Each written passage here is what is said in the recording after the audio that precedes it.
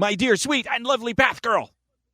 Yes, Boogie. Are you ready to start this magic, crazy, wild winter bus ride? I'm ready. Ready. Yay. Well, then I'm going to put the pedal to the metal and drive this bus straight to perverted hell. Thank you for the sound effect. 1, 2, 3, 4. Do you feel your sex life is quite lame? Scared that your desires might be strange? Come and join the kinky world of play. Perverted Podcast. Hello and welcome to Perverted Podcast, the show where we explore the adventures of the kinky lifestyle, sex, and the human mind. Recording on Zencaster, where if I'm still able to walk to the kitchen after sex, you don't deserve a sandwich. I'm Path Girl. I'm Count Boogie, and all of a sudden I'm like, huh. You gotta earn that sandwich, damn it. I earn my cookies, you earn your sandwiches. So basically, you're not going to get a sandwich after sex because you're not supposed to be able to walk. And well, no, because see, my little swishy submissive butt is supposed to crawl to the kitchen and just endure the pain and make the sandwich as a thank you. I understand now. So it's like you just get a wheelchair, just roll your fucking self in there, and just. So you should, in other words, if you're anticipating a great fuck, that's going to leave you crawling, then you should have the sandwich items already kind of out. So therefore you can just kind of flop a devastated hand onto the counter and just kind of one-handed flop the sandwich together while your vagina is breathing sighs of relief from the pounding. Yeah, like, oh God, thank God it's over.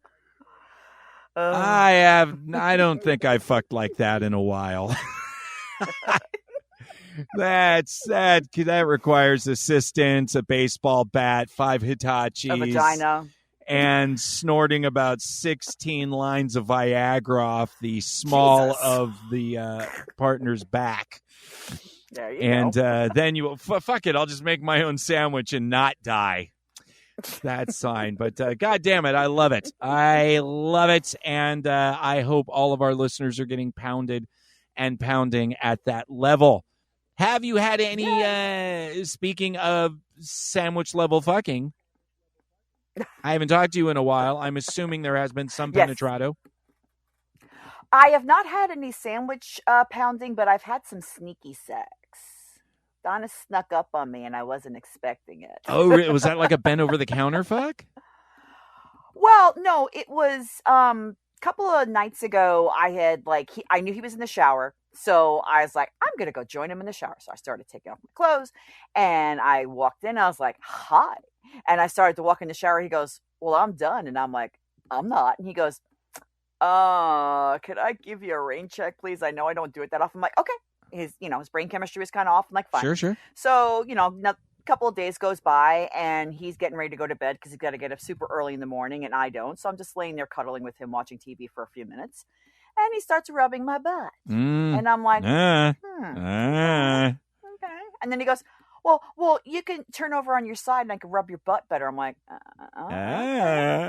Yeah, I'm never going to turn down a butt rub, especially before bed. Nothing says loving like good butt rubbing.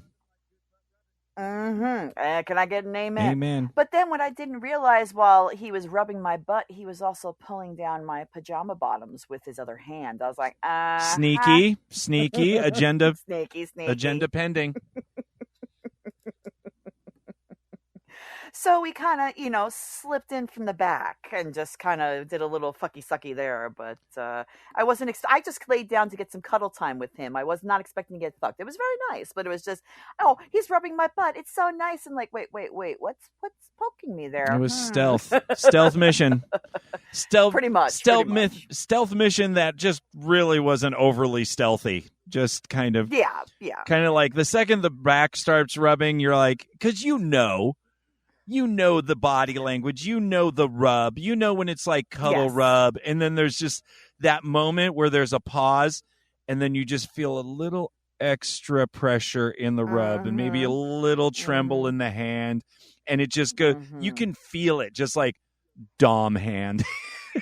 It's like, oh, this I like this ass. Well, he knows what butt rubs do to me, because I'm just sitting there. I get that little swishy, submissive butt. I'm like, oh, he's rubbing my butt. It feels so good. And then it's like, wait a minute. I was getting a nice butt rub, and your cock's gonna get in the way. Well, all right. I guess I like your cock getting in the way. It's like that poking in the middle of the night. Hey, you awake? You awake? No, I'm not awake, ass fuck. I was sleeping completely. Thank you for poking your erection into my sleeping anus. Yeah, or he's like, hey, if you want to wake me up in the middle of the night and give me a blowjob, I can do that. Hard to do that when you're sleeping in your stomach, asshole. You got to get What am I supposed to do? Cut a hole in the bed and go from underneath? It's there are massage tables that are built like that. And most people don't sleep on massage tables, Boogie. They're not like that's kind of true. I wish I had a massage table. Well, I do in storage, but not at night. Or you could just have like a shovel next to the bed, just like a good flat a square flat snow shovel, and just literally just spit on the edge of it, rub your fingers on it, swish it under his stomach, and just flip him over. Pretend he's a pancake. That's it. Just pancake. Just a human-sized penis spatula. Pancake. There you go. Get your back into it. It'd be like, what the fuck? And you'd be like, hey, you want your blowjob, don't you? And it'd be like, it was cold. I was sleeping. What the fuck?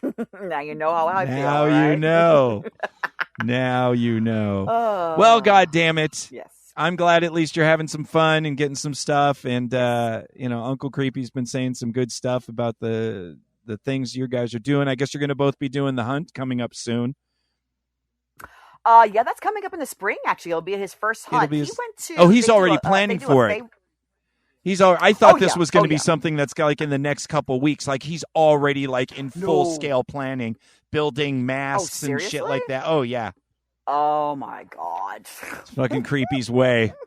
It's the creepy way. So yeah, I totally thought this was going to be like in a couple weeks. That's fucking funny. No, it's like April. That's funny. Well, he's so excited. When we talk about it 5 months from now, I'm sure it'll be 4. I'm sure it'll be great. But I do have to say, on a side note, we haven't had one in a while. We do officially have a show sponsor. What? And I'll play the jingle. If you get in trouble, call Mel on the double, 'cause life ain't swell if you're rotting in jail. So call Mel Sachs, attorney at law.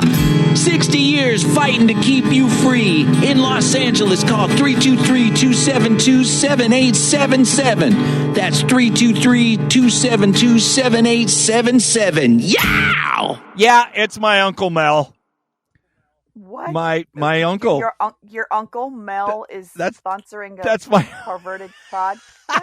Okay, thanks, Uncle Mel. But it's the family pressure sponsor. He's like, hey, you haven't plugged my law firm on your show, have you? You've been doing it 10 years. And I'm like, well, you never fucking asked, And he's like, well, come on, hook me up. I'm your uncle. I'm like, God damn it. So there, does he know my Uncle Mel, big podcast attorney in Los Angeles, him and my cousin Stefan, Sachs and Sachs, they've been doing it for 3,000 years. I don't want to say how I personally know his qualifications, but he's been in the family for a long time. He's a great attorney. If you are, they do federal cases too, so it's all over. And even if he can't help you, he can refer you to a great lawyer. A great lawyer. So call my Uncle Mel if you're getting in trouble. The number is in the jingle. God. Does he know what we do? Of course he does. Of course he does. You think what? You think a fucking defense attorney is going to somehow a Jewish son of a bitch? You're stereotypical. A defense attorney that you want, that son of a bitch. You think that guy's going to be fazed by what we do? You think he hasn't defended 10 times worse? Yeah. Yeah, if he gets one client, why not? Yeah, Jesus Christ, he doesn't care. He doesn't care what we do with our genitals. He's a lawyer, God damn it. I love him, though. Call my Uncle Mel. There, I've fulfilled my family obligation. Son of a bitch. Jesus Christ. I love him, though. He's a good guy. We got some mail, and we're gonna read it. Perverted mailbox because you need it. Yeah! Oh, my God, Path Girl. An actual perverted mailbox of substance. Of substance all the way from far, far away. I won't say, well, I can say it's from Germany, but I've been asked to keep them anonymous. It's a listener that enjoys the show very much. And this is actually good. We haven't talked about this again. And I know I'm talking to the rest of our listeners. I've already had some communication with this listener, and she knows what I'm talking about.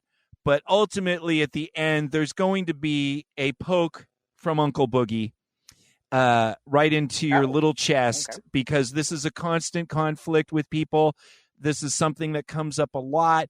And eventually, I'm going to have to kind of put a little bit of a kick in someone's ass that if you want something done right, do it your fucking self. Let's read this topic. Amen. Okay. Please excuse my rambling and my grammatical spelling errors. I've been thinking about this for a while, and I thought you might have some interesting insight to share with your years of experience in the lifestyle, which is, a matter of fact, correct. May not be the opinion you like, but we have opinions. Lately, at some events, I lost some of it. It's a little long. I cut some of it out. But lately, some events in my local community have... I got to start the car. Sorry, I'm in the car recording. Lately, some of the events in my local community have prompted me to write in. All of this comes from my own experiences as a young female person sitting in a munch and being surrounded by mostly male dominants who are at best polite and strike up a interesting conversation, and at worst, a creepy guy stepping all over my boundaries. Which, yes, welcome to munches. And clubs and anywhere you go where there are men. Sloshes and life. And anywhere where men want to have sex with women. But even more, it comes from seeing this happen to other women and other femme-presenting individuals. Now that I'm more established with friends at every munch in my area, this doesn't happen to me as often. And if it does, I know how to what's up and how to handle it. Still, I would love, we've heard this before, I would love to just have one munch that I can recommend to a new 19-year-old who just showed up for the first time, a munch where I don't have to worry about her constantly being pursued by a flock of horny doms. It would also be just nice to get a chance to talk to another girl, but we're always surrounded by people trying to date us as fast as possible. I've even had male doms I know and trust tell me that they have repeatedly been in conversations with other guys at munches, with these guys excusing themselves as soon as a seat next to a new girl opened up, making some like, I got to shoot my shot at the new thing. Yeah. And then we also have some people that are known for always playing with all the new subs until these subs just leave the community and never show up again. That is an awful thing. It does happen. Yes. And that is a very valid concern. Because of all this, I feel like in my area would really benefit from a munch geared with people playing on the sub-bottom side of the slash to talk openly, or as openly as you can in a room full of strangers, share experiences, vet potential play partners, etc., etc. I've been researching other sub-munches and have repeatedly seen rules like no switches, only true submissives. So for the type of thing that she's talking about, they're excluding switches. Mm-hmm. I feel that's unfair to everyone who just happens to also sometimes spank an ass. Just because I play on both sides of the slash doesn't mean that I can't also be a victim of the some grooming douchebag. I see how this rule makes it easier to avoid people using your event as a hunting ground for their sex life, but I don't think it outweighs the cost of sub-leaning switches. And she goes and talking about, both sides. But you get the basic point of what's going on here. that she has a need in her community. And then she talks about, that male submissives need this too, because there can be predatory femdoms, which we've seen. That is all very true. I would love to hear what y'all think. I like that she's German and said y'all. And she threw in a y'all. That's good. It's pretty it. Cool. About these kinds of munches. And if you have any ideas about how to make a subby munch that is both safer space and open to as many people who would benefit from it as possible. I love your podcast. It always makes my day. Love you from Germany. Please don't say my fucking name on the show. Okay. So here we are. Yes. Here we are. It's something that is very common. If you are new to exploring your kink lifestyle in public, one of the safer places, even though it sounds from this letter very creepy and predatory and whatever, and it can be, of course, it is still safer because you are in a public place.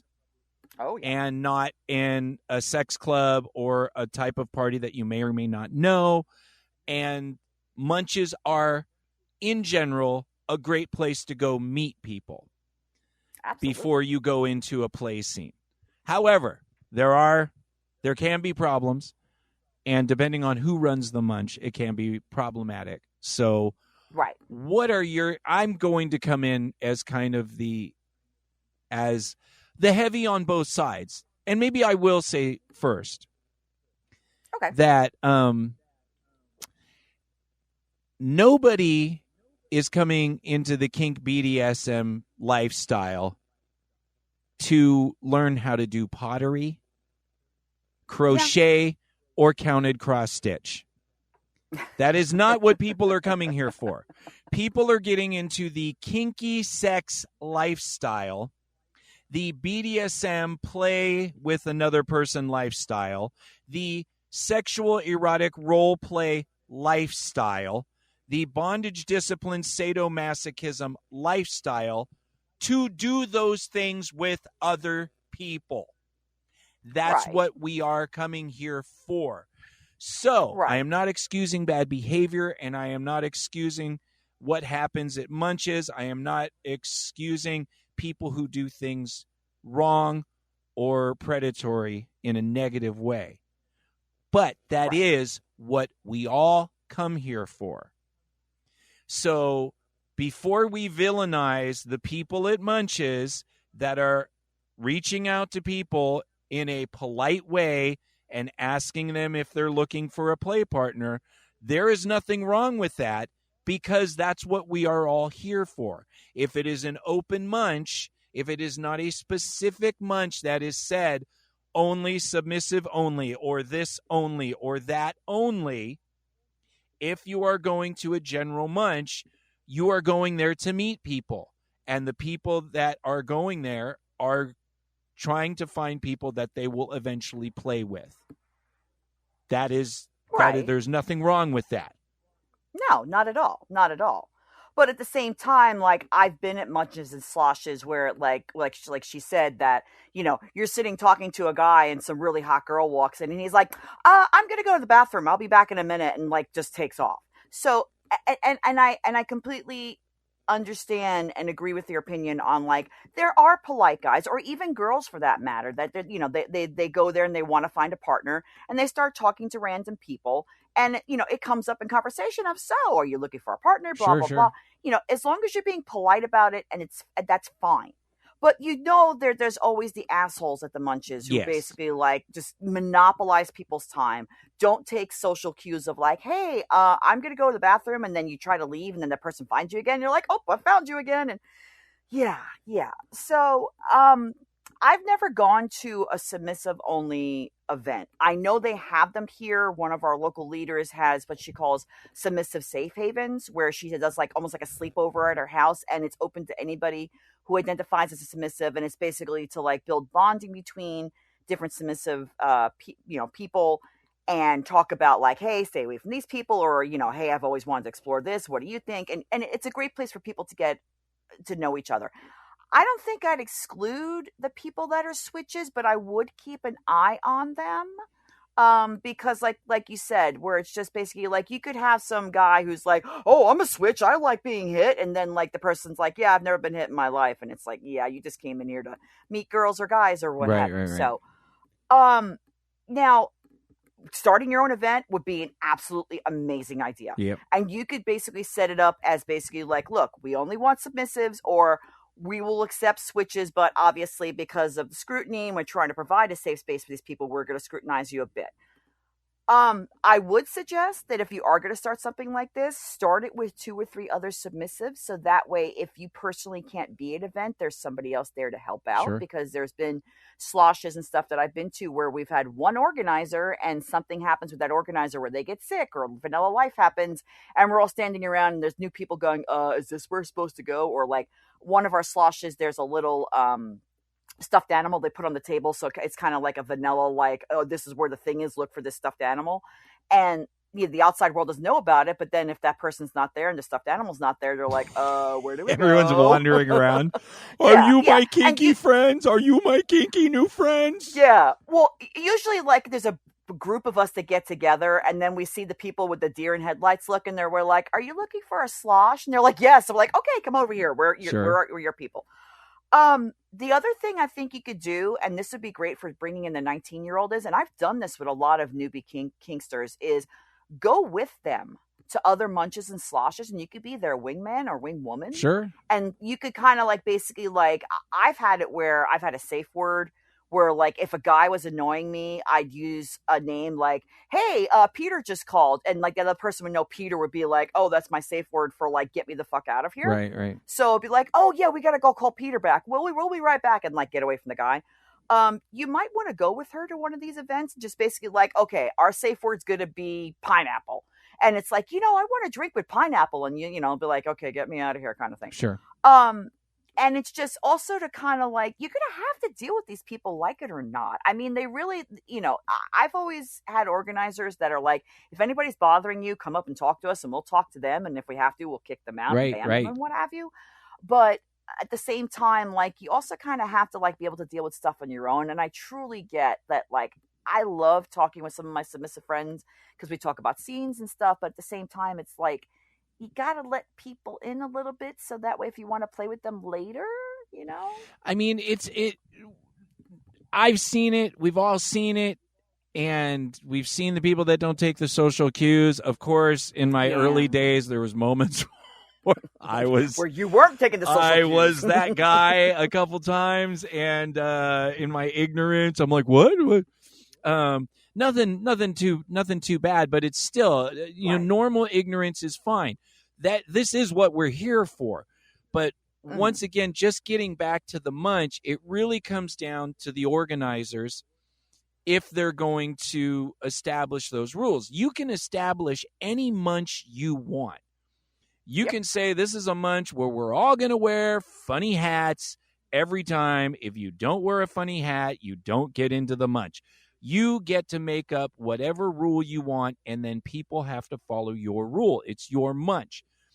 That comes down to the thing that nobody wants to hear, which this person was very open to it. She's already on top of it. She's established. She's like, I could do this. I can get some friends. We could do this specific munch that is specific to the things that I see a need for.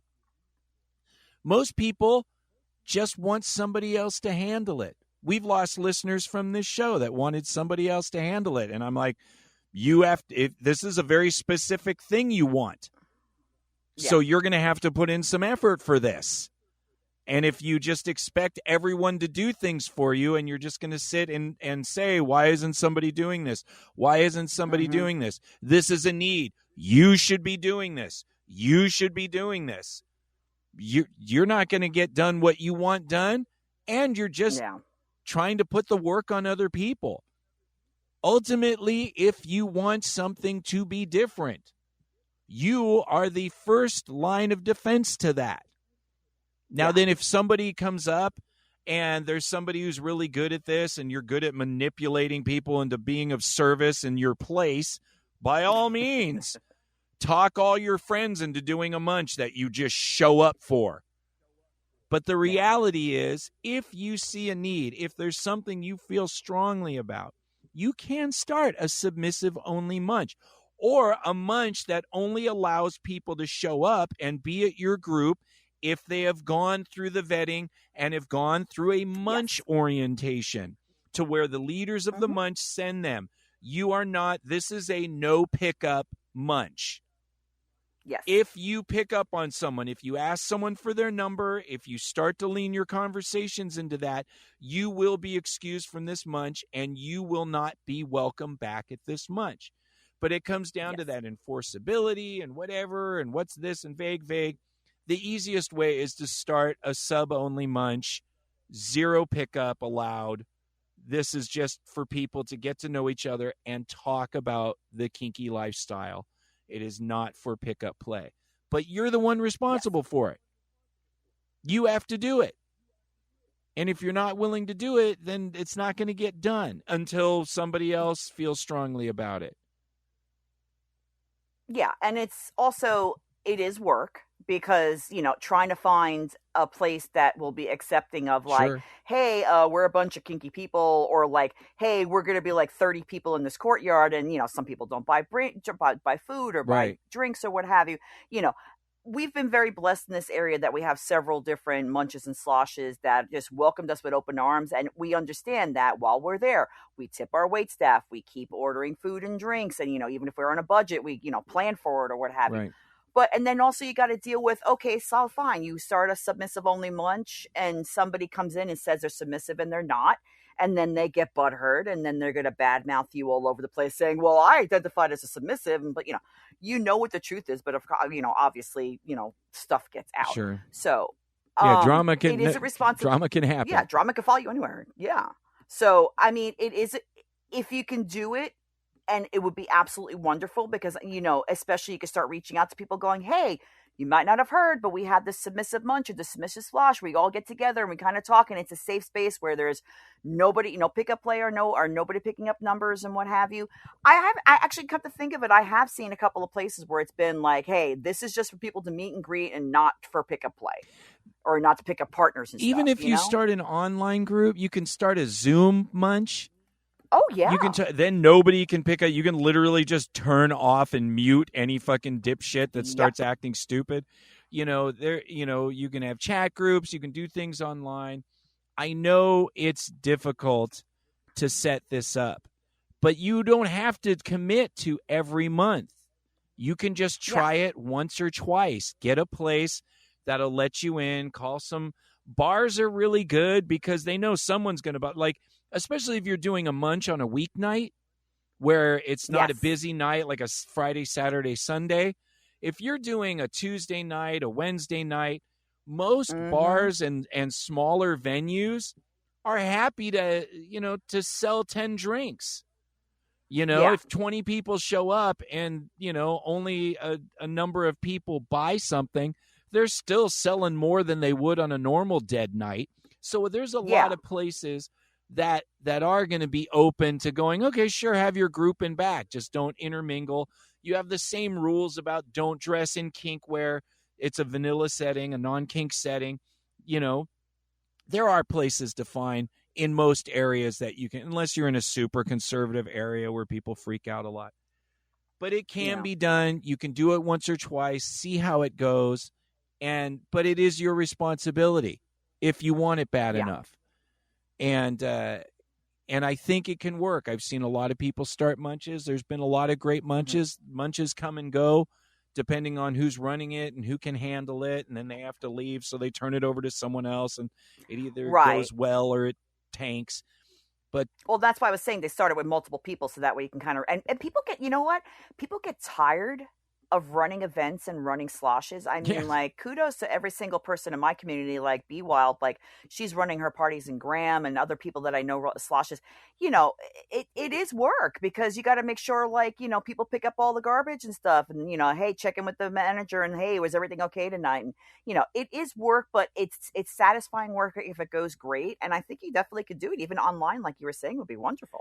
So, I don't mean to be the bearer of bad news, but people are in this lifestyle for sex, so they're going to ask, and some of them aren't going to be good at it. And that's just the reality, because you're here for that too.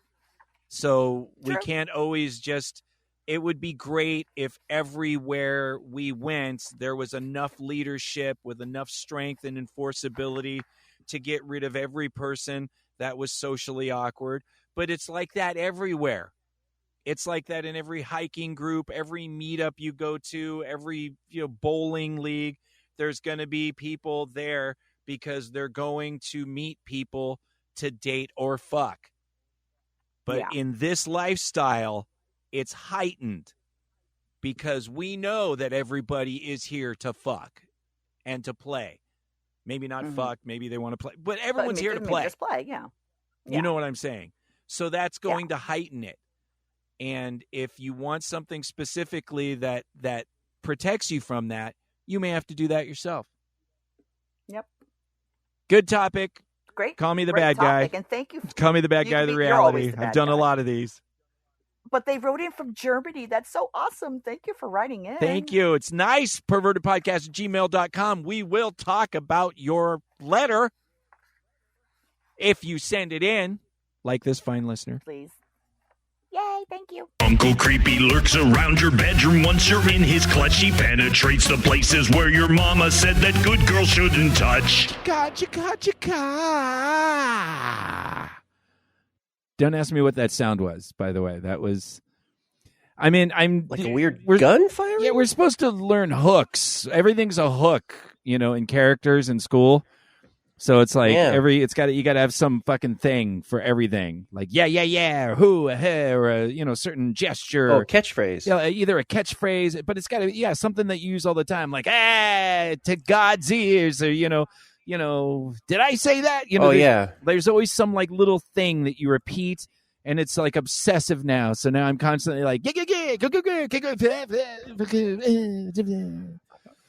So you're becoming some kind of crazy person, and you're looking for your insanity. Okay, yeah, kind of like you're finding like all these tics, and because I have a lot. I don't think I've ever really talked about. You know how like Billie Eilish has Tourette's.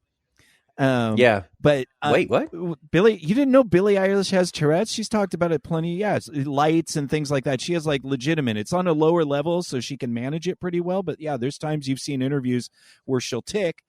And that's her Tourette's. So there's a lot of different levels of Tourette's. Okay. But then there's nervous tics, and that's what I have. Like really, got it. Really, like when there's cold and anxiousness and things. But like it's fucking nuts. I do finger guns. Huh? I do finger guns. Like, hey, guy, finger guns. Yeah. So everyone has like their little tics, and then mine can get a little extreme to where I have to like hide my head so I can do fucking like weird shit. So it's kind of like you feel that it would be really natural to find tics that are, repeatable and funny. But now, so now I'm just like, hey, I get to be crazy. So that's great if I can make... That's what you've always wanted to be, what I've always dreamed. So now I don't have to hide when I get... Because especially when I get cold and my fucking brain gets super anxious and panicky, I get really like... And you can't control it because like your muscles start really just tensing. And now all that stuff's usable. Okay, dude. Yeah, you've finally been able to. Well, hopefully, you eventually monetize your insanity. This is the dream. This is what we've been doing for 10 years on Perverted Podcast, trying to find a way that Boogie can be the psycho that he is and get paid for it, and groupies. Yeah, you're the one getting all sex. The putan. I'm getting some putang. You've been putani. You've been putani Alani. That was horrible, by the way. That was the worst. The worst. Isn't Alani like a place in Hawaii I for don't Disney? Fucking know. Look, this is what you're trying. Oh, I'm proud of you for trying, buddy. God, fucking dad joke me. Well, tell me something about your fucking vaginal exploits. Well, so some of the things that have been coming up is I'm talking to this hot young person. Right. I met them at the Feywild event in North Carolina, which is like a kinky Ren fair. Right. They came up to me and they were like, I was dressed as the Witch King of Angmar from Lord of the Rings. Nice. And they're like, you scare me. Can I suck your dick? And I'm like, yes. And I look over at me, and I was like, can she? Can they? And you know, me being the panicked person I am, was like, and they didn't know if, you know, I was being flirty or what. That's a great flirty sound, by the way. That's a good hook. That means you just came in your dragon costume. You know, just I practically did. Good hook. Thanks, buddy. And so we've been talking, and tonight we're going to meet up and discuss some CNC, some stalking, some pretty fucked up shit that I want to get all hammered out and talked about before I actually do it, because, you know, I love creeping on people. And sure. And now, did you know these people beforehand, or they just came up to you at this thing? Never met them. They basically said, like, and I say they because that's their preferred pronoun. It's not multiple people. Yeah. You confused me. Okay. So this one person, they identify as non-binary, but okay. Yeah. So basically, we're gonna meet up and do all this fucking weird shit. And I know I told you about this, but they don't want a relationship. I don't think they want me to come. Yeah, they want me to come, fuck them, and hallelujah, hallelujah, hallelujah, the best situation. Sorry. Yeah, so it's new for me. So I want to make sure that I do it right and not fuck this up. So. Oh, good. I mean, it sounds amazing, and it sounds like obviously this is somebody who can speak up for themselves if they can just, you know, be blunt with you up front. That's a great quality that scares a lot of people, but it's very at least you know that this is somebody that can advocate for themselves and say what they want, and then hopefully that means they can also be good about what they don't want. So, but that sounds good. So you're going to wear the costume when you fucking do the thing? I think we'll talk about it. I've 3D printed this articulated wolf mask that I'm going to use for the hunt, which is at the same place. Oh. But, you know, you chase slaves to the forest. Oh, that's the one Path Girl. Yeah, that's right. You're out with Path Girl now. That's the one Path Girl goes to every year. Yeah, and she's always talking about it. So I'm like, well, I want to go out and shoot people with a paintball gun through the forest as they run and then drag them back to a cross and beat the shit out of them for sexual thrills. Absolutely. Yeah, sounds like fun. Good times. Yeah. So I'm working on that. She had also mentioned that there's like a bunch of other the Chic Path Girl had mentioned that there's a bunch of other shit there too. So I want to be able to like run around and like just fucking stalk people and shit and do just all be a things. creepy fucking guy. It'll be good. So I have a costume for them. Yeah. Yeah, it's good. That I'm going to put together. And well, it sounds like you are working on some fun things. I appreciate your stories. I'm sure the Perverted Podcast listeners do as well. Mm-hmm. Very good. We do have a I love these groovy newbies said and we're going to cut that part right there. Are you doing one of your things, or are you stroking out, buddy? I smell burnt toast. I'm leaving it because I'm retarded, and that's all that fucking matters. I love when we have these type of groovy newbies segments, because they're very normal. I'm just going to go ahead and read it and just want everyone to know up front, this is completely normal. Surprise, surprise. But it's a very honest thing, and we're going to get into it. So This listener was like, tried my kinks in real life, and I didn't like it? ? Okay. I did it, and now I thought I was a pretty kinky person, but I never actually tried my fantasies out in the bedroom until today. So this is fresh off. Mm-hmm. This isn't even like, this was posted the day of the thing. So you haven't had a time to think about it. You haven't really had any time to process it. This is just your gut reaction after the scene, which is important to point out. Before this, it was mostly through porn and smut that I explored kinks. So after a while, I finally set up a hookup through FetLife Don't worry, I made sure to vet them and do, they met for coffee first and they did the things, which was good, kind of like you're doing with your person discussing things. Yeah. And then it's like, oh, it's so sad because then it's like, and it was kind of okay, ? Being tied up wasn't as hot as I thought it'd be, just kind of uncomfortable. Being spanked was okay. It was actually pretty nice, but I have a high pain tolerance, and after a while, I couldn't feel much. Some things we did feel good, but I guess I didn't get that feeling of submission that I get when I imagine myself in the place of the actors and characters in the porn that she reads and watches. I don't regret it or anything. I think it was bound to happen inevitably because of my curiosity. But now that I've done it once, foreshadowing, I feel like I can go my entire life without doing it again. LOL. The guy was super nice too. He knew it was my first time, so he went soft on me and checked in on me multiple times and didn't do anything too extreme, which I appreciated. And here's the Cliffy. But maybe it was because I didn't have an emotional connection with this dom. Maybe it's because I really wasn't that attracted to him. Ouch. And that's the end of the thing. That's the end of what was written. This is the thought. And what a wonderful thing. First off, super honest. Super thorough. All of the things were great. They negotiated. They met.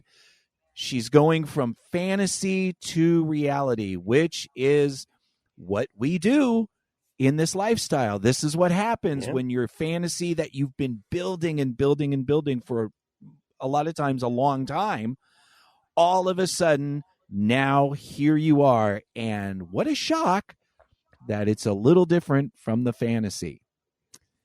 Yeah. So I'll let you go ahead and take two. In the end of this, I think there's a lot of positives. And of course, there ultimately, there are some things that just work in fantasies and don't work in reality.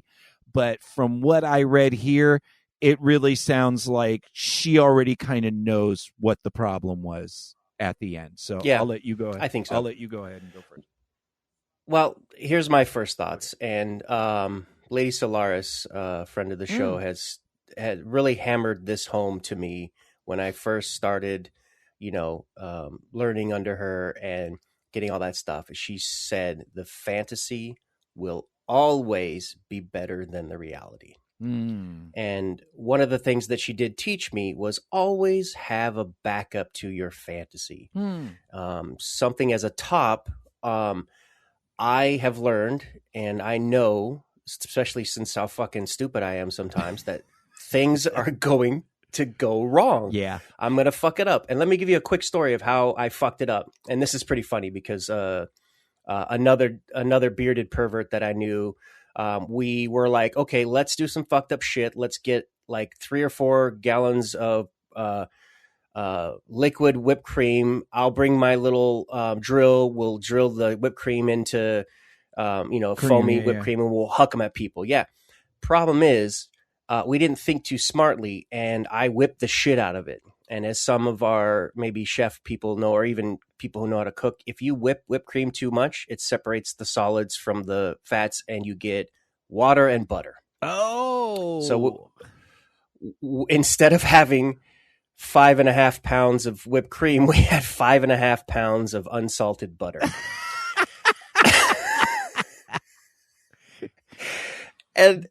And instead of being able to huck whipped cream at, hot naked girls, we just started hucking butter. Hucking butter. Which, by the way, that's the name of my new bluegrass band, Hucking Butter. Fuck yeah, dude. Hucking butter. Hucking butter. Excellent. Yeah.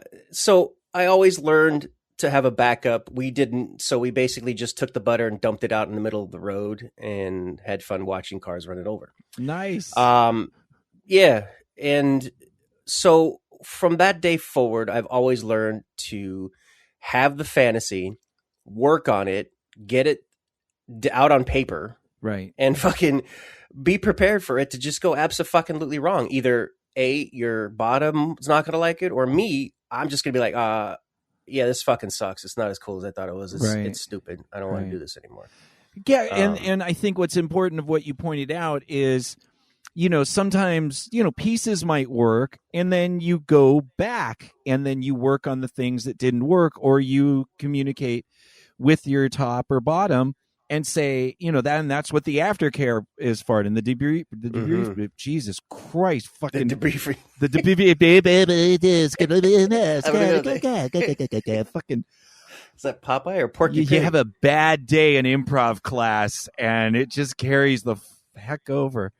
And but no, you go back and you can rework that and find out what those things were, and then you go in, and some scenes need to be worked, especially when it's like a specialty scene. You can get lucky and everything works out good.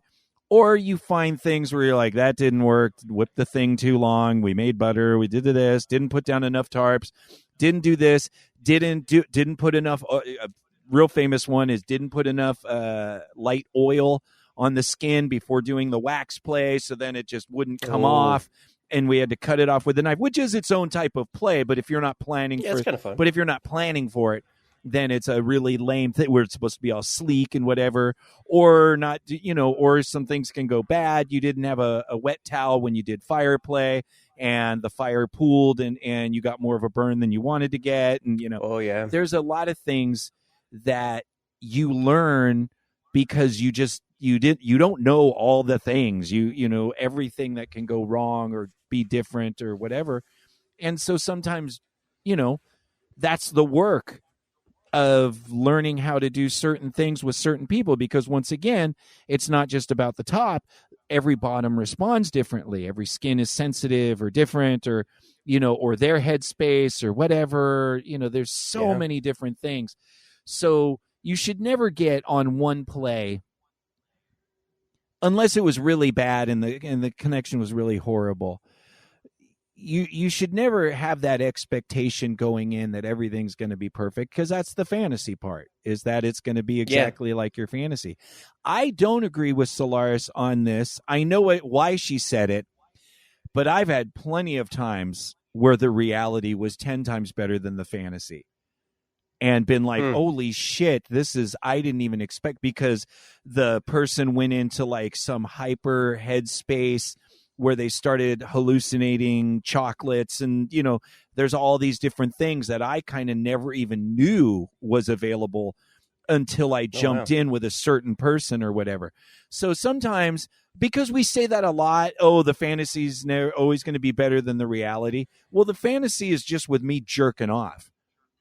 So, that's true. So right there, being with another person and doing these fantasies it's like, don't chase the dragon, I think, is more accurate.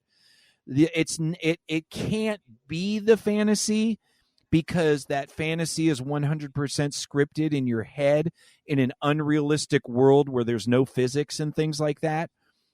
But it can be better than the fantasy, depending on, which the listener caught on to at the end, if that connection is real solid with your partner. If you do have some chemistry there, if there is an attraction to where all of a sudden you can now get into that real submissive headspace, that real dominant headspace.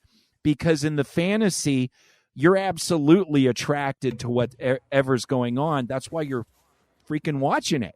That's why you're watching that specific thing or reading that specific fantasy, because that energy, whatever that character created, connects with you. Key word, connects with you. There is no headspace. Very rarely. I've met very few submissives that can play with almost anyone and get to a headspace. Interesting. Yeah. Very few. Yeah. I've met like one or two that literally they just walk up to you and they go, touch my shoulder, and you grab them and they go, it's very rare. There has to usually be some sort of chemistry or setup. Now, it can happen very quickly. I've absolutely had hot scenes where there was a couple words and I'm like, all right, let's do this. And they're like, fuck yeah. And we both brought that intensity. But most of the time, it's going to be very difficult to get to a space where you can feel that trust, that safety, that ability, that vulnerability to let go. Sure. All of those things usually come with some work. So whereas I understand, because she came from fantasy to reality and it was kind of tepid, that she's like, give or take, I guess. But that's not, but I think, go back in there, you know? Yeah, but for her first time, I think this was pretty damn successful. Like for being able to vet and do the, you know, the meetup and kind of get a whole scene going and then still follow through with all of it. I think that's a pretty good accomplishment for a first time, even though it wasn't this mind-blowing, right, alternating amazingness. Because I still remember my first scene, and I would say like, I didn't like it. It wasn't what I wanted, and but it did open up my eyes to exactly what I did wanted. So I was like, sure, I'm not a bottom. I don't like pain. And I'm gonna do the other stuff, right? So that was pretty mind expanding with that. Oh, so your first scene was a bottoming scene? Yeah, my first scene ever was with went with the ex-wife, the first ex-wife, and I had seen all the stuff. I wanted to get laid, so I was like, yeah, dude, let's do this. And I just, and her mentor was there, and it was the first time I ever was naked in front of like more than one person. Right. And pulled my pants down. She spanked my ass for a couple of minutes. I finished it up. I was like, yeah, it's kind of fun. I don't ever want to do that again. And which may be, and I didn't. But real quick, not to cut you off, but that may be another point too. She may also have budding dominant energy. Ooh, yeah. She may also have a certain thing. And in this case, it sounds like she does want to be submissive, but she wants it in, the way she fantasizes about it. But you don't know what you are until you get in there, and that's a perfect example with you. Like, you got in there and you're like, this is going to be hot. Let's give it a try. And then you're like, I think I want to try the other side. But I think it was also very wise, because I learned to try stuff out before I try it on other people. So I know what they're getting into. Sure. So I think to a point, part of that was pretty, to a point. Exactly. Like, I'm not going to fucking really beat the shit out of my own ass with a paddle. I'm going to hit myself once and be like, all right. And then, take it out on the bottoms. Which, I mean, and once again, because we're in a groovy newbies, and hopefully this is for our newer listeners that are new to this. There is a term that goes around that says, oh, you have to, only a real dom bottoms first. And so they know. And don't believe it. And that's kind of bullshit. I mean, there's a part of it that's true. There's a part of it that, of course, if you have experience in something, doing something, you'll have an insight to that. But it doesn't guarantee that you're going to be great at anything. And it's the same thing with, women saying, oh, women give the best oral because they're women, or men suck the best dick because, they know what it's like. You know what one person likes. You know what you like. So there's a billion people that have a billion different sensations. So you never know what every person likes. So you may have a little bit of insight, but you can't ignore the thing that really gets us to how we know people, which is communication, negotiation, conversation, taking steps along the way to understand what that individual feels. That is more reliable than just going, well, I've had a spanking, so I know how to give a spanking. I'm going to be a better person at giving a spanking. Because I was beaten my whole fucking childhood. It didn't fucking make me a better dom at all. No, it doesn't matter. But you learned a lot from it. So. I learned different things from those situations. But yeah, so I think it's important that as we get into what this person's issue is that a little premature, in calling it quits, which, you know, because once again, this was right after the scene. Like, we don't even know, you know, she may have some reflections of that and then go back to her porn and then all of a sudden re-eroticize the scene that she had. And then all of a sudden she'll realize, oh, maybe if I would have done this, it would have, you know, there's still so much. It's so raw for this person. Yeah. Like, they're literally just coming out of it. Yeah, but she's already introspecting it, and she's really coming out with some good identifiers on why she feels the scene, whether it's the actual cause or not. I think she's starting to hone in, and that's something that's very, very much lacking these days with some of the newer people I've seen play, where they just try until it's exactly what they want, instead of thinking about why doesn't it feel right? And, you know, being that exploratory side of a person kind of gets you a little bit wiser, a little bit faster. But sure, I think she's on her way there. Ultimately, you know, for her age, I mean, she lists herself as 22. She did all the things good, like you were pointing out in the beginning. You know, negotiated, met for coffee, you know, did her things.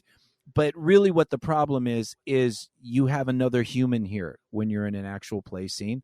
And sometimes you can come in a little greedy and say, like, this is about me, this is about my experience.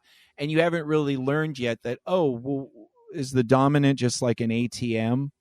Like, is it just like what, you know, because what am I giving to the dominant? Part of that power exchange is the exchange, hence the clever word exchange.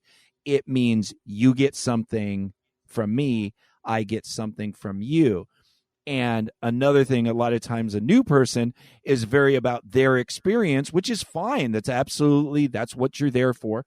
But you're not going to get as much of the headspace, because what are you putting out to the dominant that inspires them to put more of their energy in that way to you? It's very circular. So if you haven't learned, oh, this isn't just a demo, because if it's a demo, that's what a demo's for. You know, and we've all, you know, you and I have done demos, and I've done wax play demos and fire play demos and needle demos and spanking demos. And people go, oh, I want to see what this feels like. And you go, okay, bend over, blah, blah, blah. And you do the things and you talk through it. And it's very generic and homogenized. But you're not going to get a headspace with that. No, because maybe not. Yeah, but I mean, like I said, surely I've done demos on people who were like, "Holy shit, this is really cool. I'd like to do this more. Like, can we do a whole scene?" I've surely set up wax play scenes and fire. I've surely set up full scenes and had dating relationships end up from demo bottoming. Win for me. But. I am a pervert. What I'm doing demos just for my fucking kicks, just my altruism that I care so much about fucking everyone. Sure. Yeah, there's a little bit of that, but in general, it is nice when, you know, they go, well, I like my fantasy is to get fucking laid as much as I can. Yeah. So. I'm not gonna pretend. But that you're not going to get the exchange in that moment, and so I think this person just knew what the answer was at the end. I didn't have an emotional connection with the dom, and I wasn't even that attracted to them. Because attraction, you know, in a lot of kink and BDSM, there's a lot of fudging. Like, there's a lot of people that I can play with, a lot of people that I'm not necessarily super attracted to, because we're going to play and it's going to be a thing. But ultimately, if you want there to be grr, like your fantasy, you got to be attracted. There has to be chemistry. Yeah, chemistry has to be there. Yeah. So, in general, if you're new and you encounter this, don't worry. That's normal. Ultimately, I think you should try things a few times with a few different people, educate yourself. You know, obviously, you know, what we're talking about, learning about the give and take and the exchange is going to set you up to have a better experience. And ultimately, if you do those things and you try, you may find out, yeah, this is more just good for fantasy. and that's okay too. There's nothing wrong with that. You're not a failure because you tried something and you gave it a good shot and you learned things, and then in the end you just don't like it. Like improv. Sorry, did I say that out loud? Yeah, I did. I hate it. But I'm gonna keep trying. You're gonna fucking do it. I'm gonna keep trying it. Everyone's like that. You gotta finish, and I'm like, fuck you. You go do the fucking class. Fucking want to kill myself after every fucking goddamn day. Jesus fucking Christ. But I digress. Good job on this person. Yeah. Proud of you.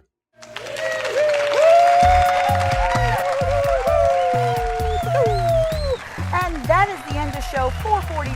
Thank you so much for joining us. If you have any questions, comments, or topics you'd like us to talk about, please reach out to us at pervertedpodcast@gmail.com or find us on TikTok and Instagram under the name Perverted Podcast.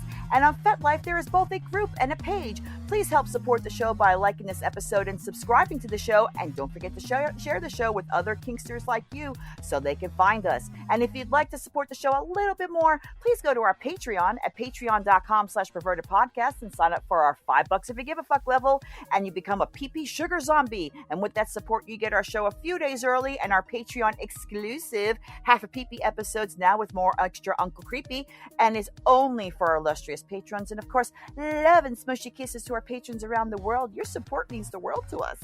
Thank you so much, fine path girl, fine butt rubbing, getting your sneaky loving. Thank you to Uncle Creepy. Thank you to all our listeners. Thank you so much for our listener that sent in an email that really gets us charged up to know that people are actually listening and want to come in. So we'll see you guys on the next big show.